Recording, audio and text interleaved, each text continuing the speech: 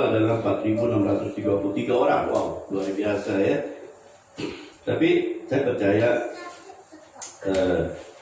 saat ini juga Indonesia sedang mengalami yang cukup ya membuat kita prihatin ya, prihatin karena corona ini menjadi sesuatu yang menakutkan ya. Karena apa? Corona datang itu membawa lonceng kematian ya, sepertinya begitu ya. Kenapa orang begitu dengar corona, kita semua kayak seperti diusik ya, keimanan kita ya. Wah, ini bahaya nih, semua takut. Kemarin saya dari Diamond belanja di Arta Gading, wah itu namanya kasir itu penuh, antri meluber sudah ya. Enggak tahu, saya nggak ada rencana untuk ikut-ikutan, tapi karena memang ada kebutuhan ya saya harus belanja ya. Tapi luar biasa, orang panik sekali, takut semua, ada belanja semua di situ. Dan saya nggak tahu seperti apa ya, masing-masing punya berpikir lain-lain ya. Ya, teman saya juga usia juga udah 78, saya kaget Pak Hasyolan ya, sudah 82, wow, masih gagal. Umur mami saya 37 lagi, om 38, satu umur dengan mami saya. Luar biasa ya. Nah, ini kita nggak tahu mau kemana. Tapi satu hal yang saya melihat respon dari kita semua. Ya kadang-kadang kan suatu masalah itu boleh terjadi, Tuhan izinkan terjadi dalam hidup kita ya. Tapi yang penting kita sebagai orang percaya itu responnya, bukan masalahnya. Ya, kadang-kadang Tuhan tidak pernah berjanji kepada kita bahwa kalau kita hidup dengan Tuhan, sungguh-sungguh dengan Tuhan, Tuhan tidak pernah berjanji kau tidak ada masalah. Itu persoalannya. Tokoh-tokoh Alkitab yang disayang Tuhan, Yusuf, disayang Tuhan sekali. Daud disayang. Siapa lagi? Abraham, Musa, semua disayang. Tapi apakah mereka hidup nyaman, hidup enak-enak saja? Enggak. Bahaya mengancam mereka. Tuhan izinkan mereka mengalami masalah. Tetapi kita harus belajar responnya, itu yang jauh lebih penting ya. Jangan kita takut, jangan kita khawatir. Karena kita tahu janjinya Allah adalah apa? Aku menyertai engkau sampai ke sudahannya. Itu janjinya Tuhan loh. Tuhan tidak pernah berjanji aku tidak mendatangkan masalah buat kamu. Enggak, cari di Alkitab. Saya sampai hari ini sudah 8 kali bolak-balik baca Kejadian sampai Wahyu. Saya tidak melihat ada janji Tuhan bahwa aku tidak pernah memberi masalah dalam hidupmu. Nggak ada saudara. Tapi janji Tuhan adalah aku menyertai engkau. Jadi kalau saudara mengalami masalah, respon ini menjadi penting saudara. Amin. Respon. Ya, kita boleh menghadapi masalah, bahkan nyawa sekalipun. Kalau saya sering menonton kisah kekristenan di Cina, wah luar biasa itu. Mereka menderita sekali, takut sekali, dikejar-kejar, mau dibunuh segala macam. Tapi mereka punya iman, itu luar biasa saudara. Imannya luar biasa. Jadi kalau sekarang kekristenan kita diuji oleh karena hanya virus corona, come on. Ya. Mau di mana iman kita kalau kita hanya virus corona membuat kita takut, membuat kita harus seperti tidak boleh melakukan apapun, bahkan kita mau ke gereja pun kita takut. Kamu, Tuhan katakan apa? Jangan pernah menjauhi ibadah ke dalam persekutuan orang-orang kudus. Jangan pernah. Jadi kalau saya melihat ada sekarang gereja ditutup hanya gara-gara virus corona, come on. Saya tidak tahu dunia ini mau dibawa kemana dengan orang-orang percaya. Ya mohon maaf ya, mungkin kita berbeda, mungkin kita memiliki pandangan yang berbeda, tapi saya selalu berpegang kepada firman Tuhan. Amin. Jadi saudaraku yang dikasih Tuhan Yesus, kita akan masuk ke dalam satu firman. Kita naikkan satu pujian. Firman-Mu. Bisa? Firman-Mu berkata Kau besertaku, maka kuat roh dan jiwaku. Tangan-Mu Tuhan selalu ku nantikan, di setiap langkahku percaya dengan sayang-Mu ku akan terbang tinggi di tengah badai hidup. Ku tak menyerah, Kau kekuatan dan perlindungan bagiku,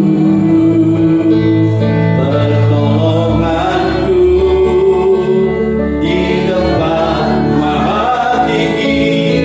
Ku mengangkat tanganku, aku berserah, Kau ku nantikan, Kau yang ku sembah, Yesusku, Rajaku.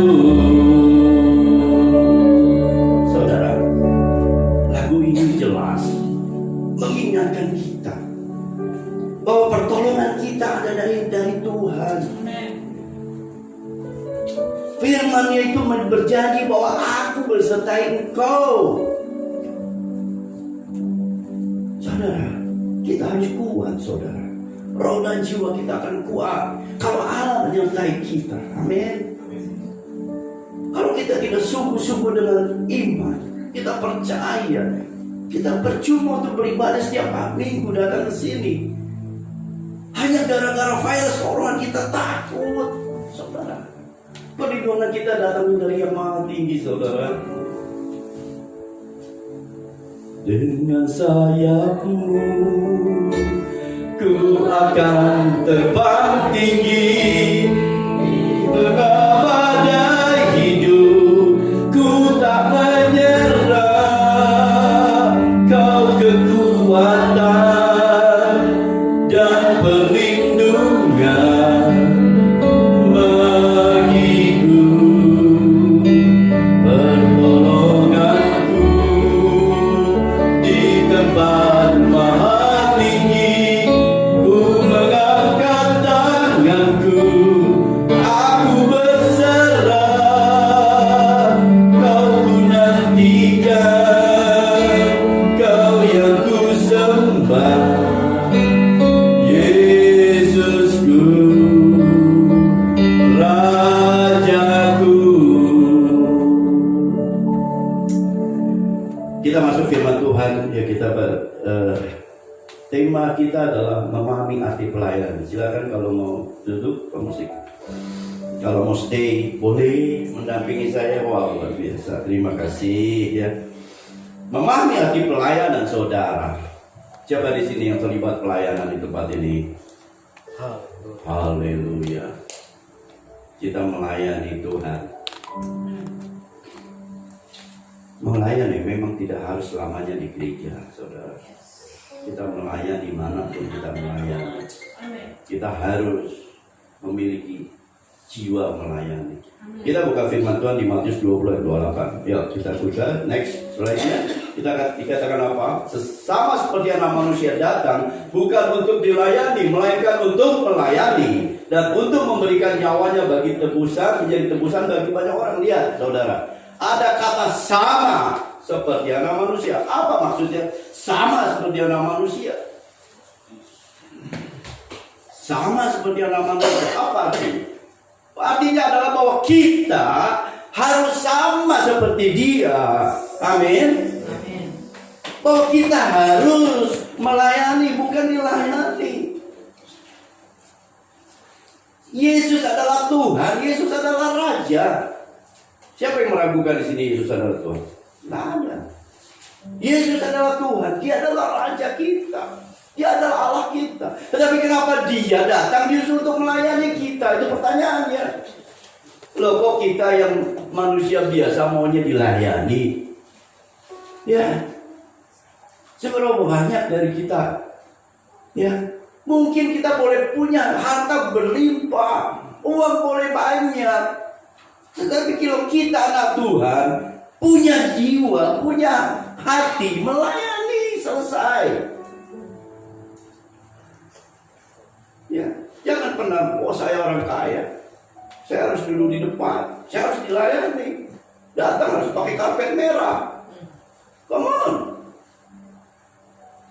Seberapa kaya kau? Yesus lebih kaya. Yesus Allah. Dia tidak datang untuk dilayani. Dia datang untuk melayani. Jadi kalau masih ada orang-orang yang mau minta dilayani, kita boleh tegur dia.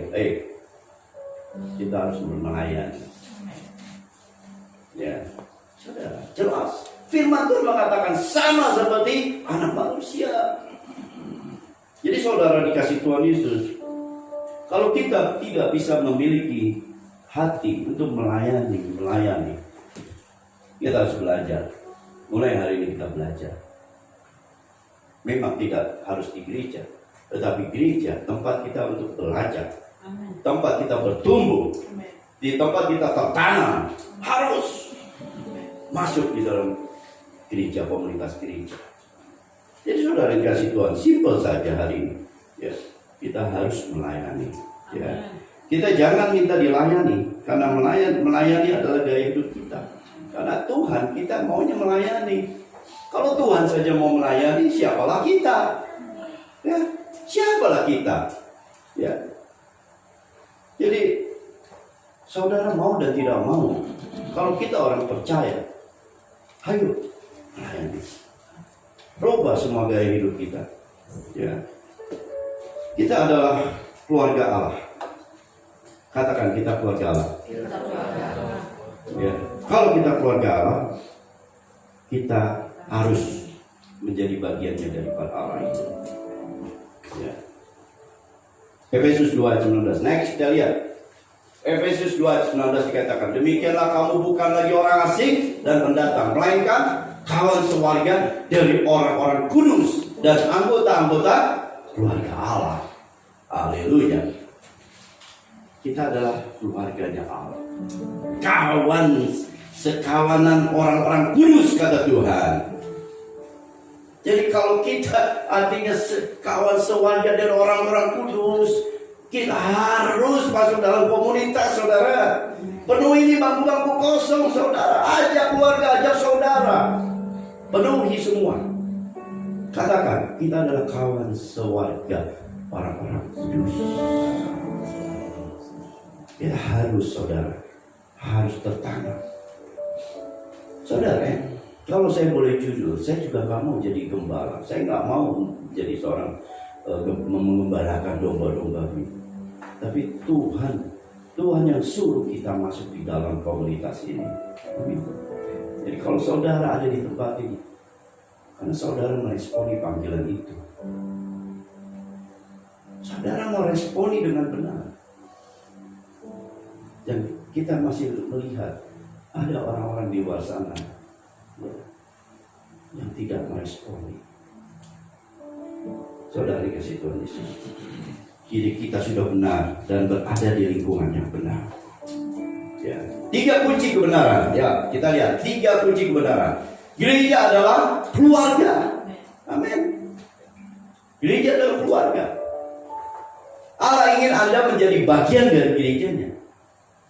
Ya. Kita harus menjadi bagian daripada gereja. Ya, karena kita adalah sekawanan orang-orang kudus. Yang ketiga adalah orang Kristen tanpa gereja adalah yatim piatu. Come on. Ya. Ya, saya tidak katakan mereka yang di luar penginjil. Saya tahu karena saya juga pernah terlibat dalam misi pelayanan ke daerah-daerah pun saya pernah. 2 tahun saya mengalami pelayanan misi. Tapi satu hari Tuhan bilang, ayo masuk, bangun gereja. Tegurannya begitu kuat sekali, keras sekali buat saya. Dari itulah akhirnya saya masuk dalam komunitas gereja. Karena memang Tuhan suruh. Ya, jadi saudara dikasih Tuhan ini. Kita kunci kebenaran itu adalah gereja, adalah keluarga. Ya, kita harus menjadi bagian daripada gereja. Ya, orang Kristen tanpa gereja seperti ibaratnya dia adalah orang yang sebatang kara. Ya, nah pelayanan adalah suatu tindakan yang melayani dengan hati yang mengasihi. Ya, saudara mau melayani orang, kalau tidak memiliki hati mengasihi, saudara akan menjadi kering, saudara, dan akan menjadi beban. Benar ya? Saudara tidak mengasihi, saudara melayani akan terpaksa, akan menjadi beban. Miliki hati mengasihi itu. Belas kasihan itu harus kita punya. Tanpa belas kasihan, saudara tidak bisa melayani, saudara. Ya. Jiwa-jiwa itu harus kita lihat, saudara. Ya, kita tidak bisa melihat terlalu jauh. Mungkin sekeliling kita dulu, dari keluarga yang paling kecil. Dari keluarga yang paling kecil. Saudara, saya tidak pernah bermimpi untuk jadi seorang hamba Tuhan. Saya tidak pernah mimpi untuk menjadi seorang hamba Tuhan. Tapi kalau Tuhan suruh saya menjadi hamba Tuhan, itu bukan karena saya, tapi karena panggilan Tuhan. Amin. Ya. Tadi saya ngobrol sama Pak Isa. Beliau cerita sedikit, walaupun saya 1-2 menit saya bertemu orang, bicara dengan orang, saya bisa tangkap. Walaupun sebentar, tapi saya tahu bahwa itulah kehidupan. Ya, saya juga sama seperti beliau. Saya juga seorang pengusaha, seorang kontraktor, saya juga sama. Dunia sekuler saya udah lewati, ya Pak, ya kita udah naik turun. Tapi satu hal yang perlu saya katakan di sini adalah apa? Lebih baik 1 hari di pelataran Tuhan, amin, daripada 1000 hari di luar. Tidak ada yang lebih indah daripada semuanya itu. Jadi kalau kita sungguh-sungguh di dalam Tuhan, jadi saudara dikasih Tuhan Yesus, kita harus sama-sama belajar. Sesungguhnya pelayanan itu harus menjadi terang. Ya, di mana kita berada harus menjadi terang. Ya. Mengapa kita harus melayani? Mengapa kita? Yuk kita lihat. Ada 4 alasan untuk kita bisa melayani. Yang pertama adalah ketaatan. Kita harus taat, saudara. Ya. Yang kedua, anugerah. Kalau kita bisa melayani itu karena anugerah, bukan karena kita hebat. Tuhan tidak pakai orang hebat, saudara. Tuhan pakai orang yang taat, yang lembut hatinya, yang mudah dibentuk. Jadi itu adalah anugerah. Yang ketiga, kekekalan. Kenapa? Orang dunia aja mau bekerja mati-matian untuk mencari uang. Demi apa? Demi uang, demi jabatan. Lalu kalau kita melayani itu demi apa? Demi kekekalan yang kita harus rebut. Destininya jelas. Yang keempat, ada kuasa ilahi yang menyertai kita dalam pelayanan kita. Katakan amin. Ya. Kita diberikan kuasa oleh Allah. Yang saya umpamakan, saudara dipanggil sama Jokowi ke istana. Saudara bangga nggak? Bangga. Wah, saya dipanggil Jokowi dengan segala persiapan bahwa kita harus tampil baik.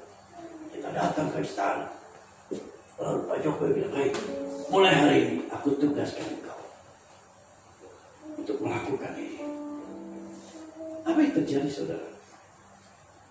Saudara akan merasa, ini dia tugas yang luar biasa dari seorang presiden. Dan kita mau lakukan dengan sungguh-sungguh. Kenapa? Kita tahu kalau presiden sudah ngomong, pasti dia akan backup kita. Sekarang kita sudah dipanggil oleh Tuhan untuk melayani. Lalu kita tidak bangga. Kita merasa sedih, kita merasa sepertinya gak ada apa-apanya. Come on.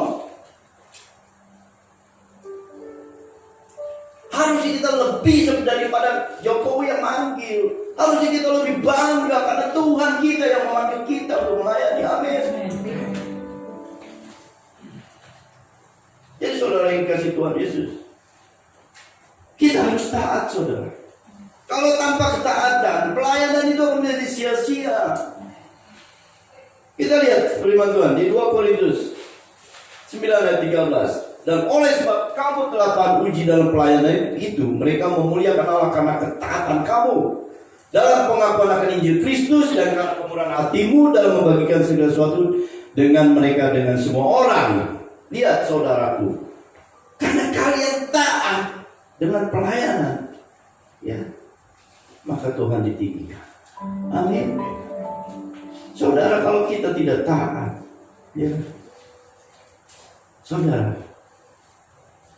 pelayanan kita akan menjadi sia-sia, saudara. Sementara kita pasti akan jatuh. Sebentar kita akan merasa letih, bahkan kita akan merasa lesu. Sebentar kita akan tidak merasa bergairah, karena kita tidak taat. Kita belajar ini untuk masuk dalam ketaatan itu. Walaupun sepertinya gak enak, saudara. Walaupun seperti kita harus berkorban, tetap kita taat, tetap kita berjalan. Pelayanan bukan pilihan, saudara. Pelayanan bukan pilihan, tetapi pelayanan berbicara tentang ketaatan. Pelayanan dan bicara tentang ketaatan. Kalau saudara sadar pelayanan dan ketaatan, maka cucuran air mata kita akan Tuhan rubah menjadi tari-tarian. Amin.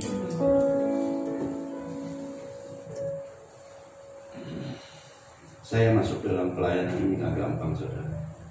Ada harga yang mesti dibayar. Saatnya Tuhan habiskan saya, segala sesuatu saya dihabiskan. Ekonomi saya dibikin hancur sebelum saya dipanggil Tuhan untuk melayani Tuhan. 5 tahun saya mengalami masa sulit, ekonomi habis-habisan. Saya sama istri saya harus tinggal di satu kamar kecil. Anak saya titipi panti asuhan karena saya tidak sanggup bayar. Mudah, saudara. Tapi kita taat, saudara. Saya harus belajar taat. 5 tahun surrender, angkat tangan. Orang dunia bilang, kamu udah gila ya. Kamu seorang pengusaha, habis-habisan kayak begini, mana bisa bangkit lagi? Gak mau mikir kamu habis-habisan begini. Saya bilang, ya, saya punya Allah yang hebat, saya punya Tuhan yang hebat. Saya nggak yakin Tuhan membiarkan saya dalam keadaan terus menderita. Tahun kelima, pada saat saya taat dengan Tuhan, Tuhan pulihkan semuanya. Tuhan pulihkan semuanya. Tahun 2008 saya bangkit kembali. Sesuatu yang tidak saya duga Tuhan terus tambahkan. Bahkan saya masuk lebih dalam lagi bersama Tuhan, di dalam ketaatan, di dalam pelayanan. Dan sampai hari ini saya bisa selesaikan sekolah teologi saya. Itu karena Tuhan yang baik. Beri kemuliaan untuk Tuhan. Saudara, kalau kita diproses Tuhan, menghadapi masalah apapun, taat, saudara, taat. Jangan kita melawan. Jangan kita merasa bahwa Tuhan tidak sayang kita. Oh, Tuhan tidak peduli dengan kita. Jangan, saudara. Justru Tuhan Allah peduli. Tuhan kita sayang. Tuhan mau kita menjadi bejana yang baru. Karena kita menjadi bejana yang baru, anggur baru masuk, saudara. Jadi saudara dikasih Tuhan Yesus, ayo bersihkan proses ini ketaatan kita. Ya. Kita lihat berikutnya, di slide berikutnya, 1 Timotius 4 ayat 10. Itulah sebabnya kita berjerih payah dan berjuang, karena kita menaruh pengharapan kita pada Allah yang hidup, juru selamat semua manusia, terutama mereka yang percaya.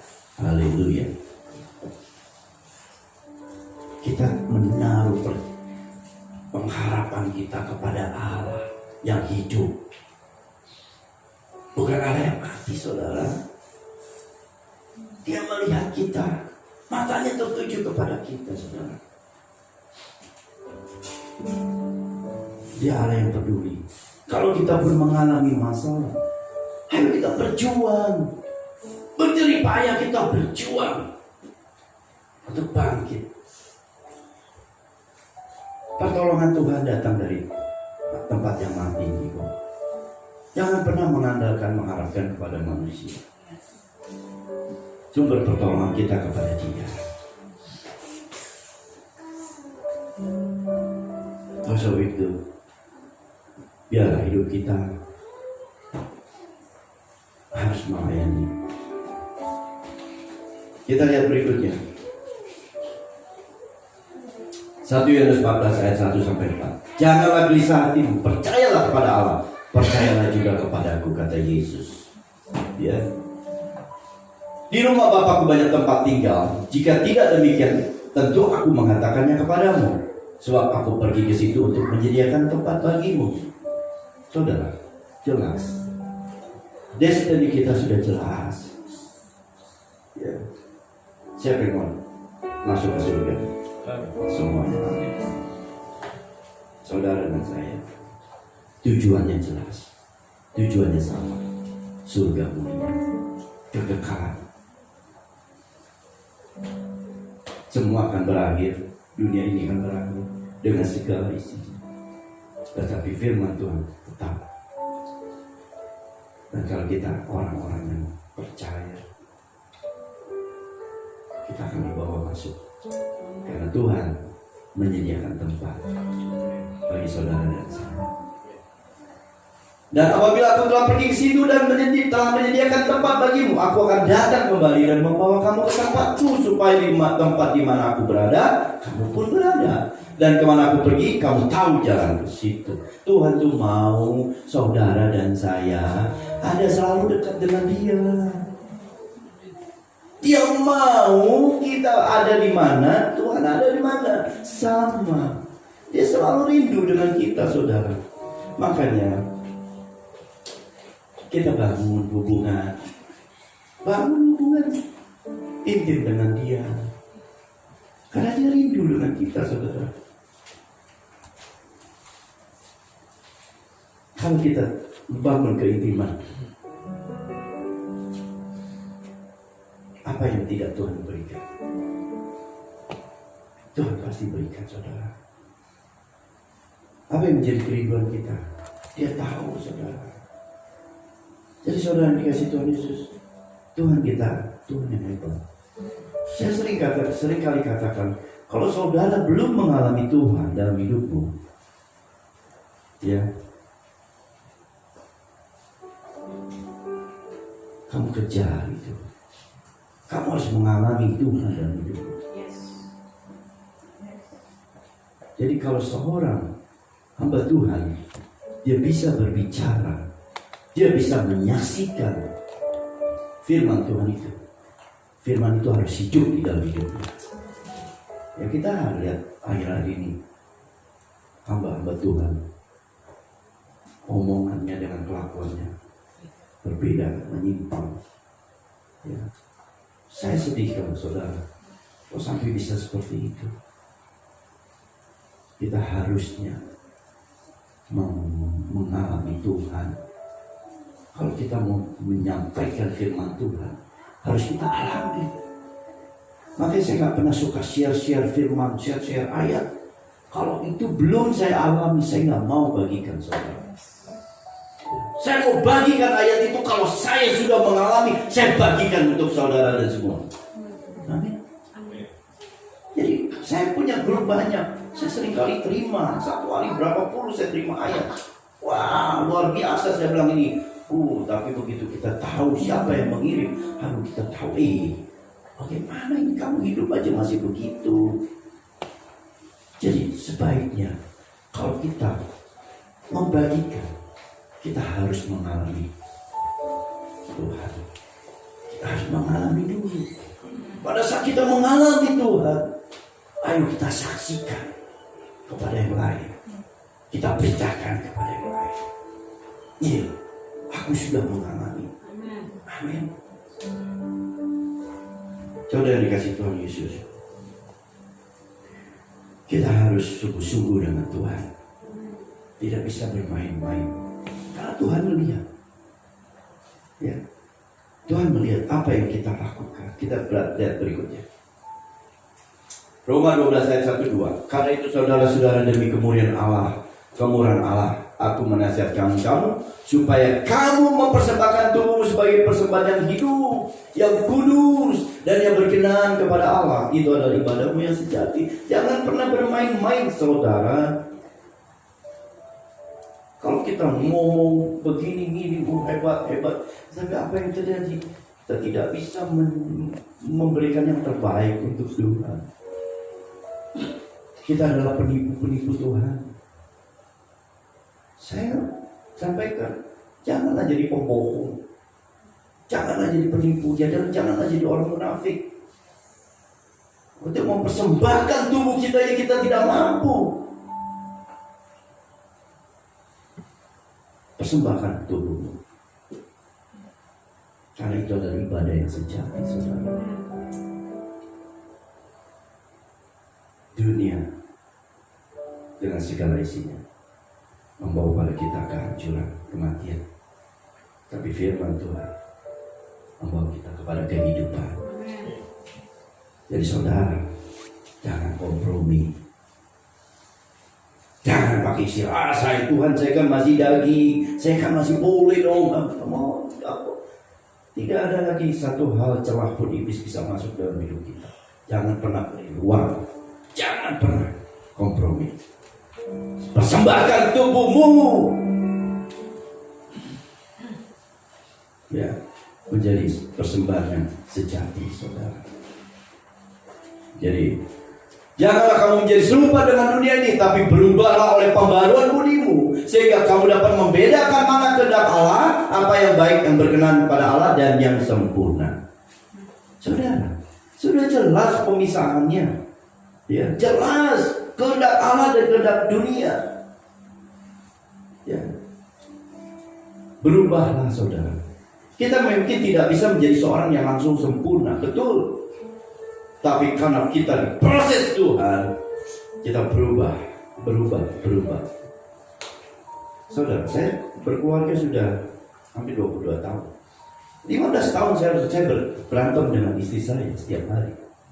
Jujur. Ya. Tapi lihat, lama-lama Tuhan ubah. Ada pembaharuan budi. Ya, pembaharuan budi itu terjadi, saudara. Kita diproses Tuhan, kita diingati Tuhan, kita diajar Tuhan. Jadi kalau kita hidup pakai daging, kita gak akan pernah berkenan di hadapan Tuhan. Hiduplah dengan roh dan kebenaran. Kita lihat berikutnya. Lukas 10 ayat 17-20. Kemudian ke-70 murid itu kembali dengan gembira dan berkata, Tuhan juga setan takluk kepada kami demi nama Tuhan, demi namamu. Lalu kata Yesus pada mereka, aku melihat iblis jatuh seperti kilat dari langit. Sesungguhnya aku telah memberi kuasa kepada kamu untuk menginjak ular dan kalajengking dan kuasa untuk menahan kekuatan musuh sehingga tidak ada yang akan membahayakan kamu. Demikian juga bersukacitalah karena roh itu takluk kepadamu, tapi sukacitalah karena namamu terdaftar di surga. Katakan amin. Ya, jadi saudara, kita nggak boleh takut ya dengan apapun karena kita diberi kuasa oleh Tuhan. Wabah, virus, apapun, penyakit apapun tidak akan mampu menyentuh kita kalau kita tolak di dalam nama Yesus. Amin. Katakan, aku tolak. Aku tolak. Jadi saudara dikasih Tuhan, iman itu harus dipraktekkan saudara. Iman tanpa perbuatan pada hakikatnya mati. Jadi saudara yang kasih Tuhan Yesus, ayo. Ya. Jangan bersukacita karena roh-roh itu takluk kepadamu, saudara. Oh, saya sudah sembuhkan orang sakit, sudah usir setan. Jangan. Tidak ada artinya. Satu hari ketemu dengan Tuhan, Tuhan bilang apa? Hanya engkau membuat kejahatan karena engkau tidak melakukan kehendak Bapa. Yang utama adalah melakukan kehendak Bapa. Tetapi itu yang utama. Bukan seberapa hebat karunia yang kau pilih. Dan yang Tuhan mau lakukan kehendak Bapa. Itu adalah satu hal yang Tuhan mau. Jadi saudara yang dikasih Tuhan Yesus, jelas sudah. Yang kita berikutnya kita lihat 2 Timotius 4 ayat 4. Seorang prajurit yang sedang berjuang tidak memusingkan dirinya dengan soal-soal penghidupan, supaya dengan demikian ia berkenan kepada komandannya. Ya, jadi saudara melayani itu, ya, nggak usah pusing saudara, nggak usah pusing. Ya, memang tidak mudah. Wah, Pak Deka ngomong enak. Saya ini nggak tahu besok saya mesti bagaimana. Ya, kadang-kadang kita, waduh, saya pikirin utang saya belum bayar. Saya pikirin penyakit saya menderita sakit, saya begini, begitu. Terlalu banyak. Ya. Tapi apa yang Tuhan katakan? Maju. Kamu nggak usah pusing. Aku yang akan menolong kamu. Melangkahlah. Ya. Kadang-kadang saya suka kata, beberapa waktu yang lalu ketemu teman saya bilang gini, udah lama, 40 tahun saya nggak ketemu dia. Itu sama-sama bekerja di satu perusahaan. Akhirnya sekarang dia sudah menjadi tua, saya lihat sudah pakai tongkat jalannya. Saya bilang, dulu waktu saya ketemu kamu, saya bilang, ayo kita mau melayani yuk. Dia bilang apa? Enggak, nanti tunggu saya punya uang banyak, baru saya melayani Tuhan. Sekarang kamu sudah jalan, sudah pakai tongkat. Bagaimana kamu melayani Tuhan? Ya, dia bilang, ya. Memang kalau Tuhan bicara, kita harus responi. Kalau tidak, kita bisa terlambat. Jadi pada saat Tuhan berbicara, responi dengan benar, responi dengan baik. Jadi saudara yang kasih Tuhan Yesus, waktu itu tidak bisa diulang kembali. Kita tidak bisa. Hidup adalah kesempatan. Saudara mau ambil atau saudara mau lepaskan. Jadi saudara gak bisa buang-buang waktu, bermain-main dengan waktu. Ya. Jadi kalau saudara hari ini digerakkan Tuhan, ayo lari. Kalau dipanggil Tuhan, ayo respon sudah. Gak usah banyak tanya ini, tanya itu, atau terlalu banyak pikir. Gak usah. Respon sudah. Ya, sekali lagi terakhir dari firman Tuhan pagi ini. Next, kita lihat 3 jaminan atas respon panggilan Allah. Yang pertama, jaminan keamanan dan perlindungan. Ya, jelas. Kalau kita melayani Tuhan, Tuhan pasti akan menjamin. Dia akan melindungi kita. Ya. Yang kedua, jaminan memiliki otoritas dan kuasa ilahi. Jelas. Aku akan memberikan kau kuasa untuk mengusir setan, menyembuhkan orang sakit. Jelas. Kuasa ilahi menyertai kita. Ya. Yang ketiga, jaminan keselamatan dan tempat di surga mulia. Ya, kalau kita bekerja untuk Tuhan, lebih dari kita bekerja di dunia. Mungkin saat ini kita tidak memiliki harta, mungkin kita tidak berkelimpahan, mungkin kita merasa bahwa ya kita masih hidup biasa-biasa aja, rumah masih kontrak. Tapi lihat Tuhan, Tuhan berjanji sama kita apa? Aku menyediakan tempat di surga mulia. Itu yang lebih dari segalanya. Ya. Saudara dikasih Tuhan Yesus, biarlah kita belajar memiliki karakter Kristus yang melayani itu. Kita harus melayani dengan sungguh-sungguh, melayani dengan kasih. Kita naikkan satu pujian. Pujian dan syukurku ku bawa padamu, dengan rendah hati ku persembahkan,